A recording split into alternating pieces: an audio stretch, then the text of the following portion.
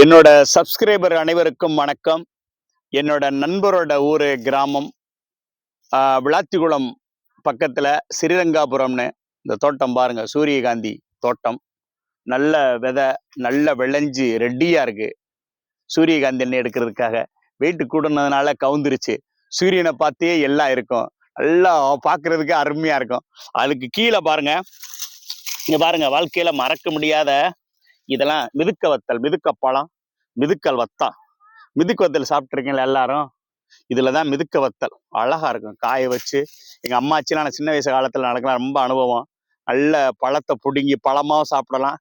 காய முக்காவாசி பழத்தை அறுத்து அப்படியே மோர்ல போட்டு கலந்து காய வச்சு மிதுக்க வத்தல் சாப்பிட்டா ரொம்ப அருமையா இருக்கும். அந்த காலத்து ஞாபகங்கள்லாம் வந்துச்சு. விவசாயத்திலையும் இந்த விளைநிலங்களையும் பார்க்கும்போது எனக்கு ரொம்ப சந்தோஷமா இருக்கு. இப்படிப்பட்ட நேரத்தை இப்படி நான் செலவழிக்க ரொம்ப சந்தோஷமா நினைப்பேன். பழைய நினைவுகளை ஞாபகங்கள்லாம் வருது. எங்கே நம்ம போனாலும் அந்த விவசாய நிலங்களையும் விவசாய பயிர்களையும் பழைய ஞாபகங்களை நினைக்கும் போது சந்தோஷமா இருக்கும். தேங்க்ஸ் ஃபார் வாட்சிங் மை சேனல். தேங்க்ஸ் ஃபார் வாட்சிங் மை வீடியோஸ். தேங்க்ஸ்.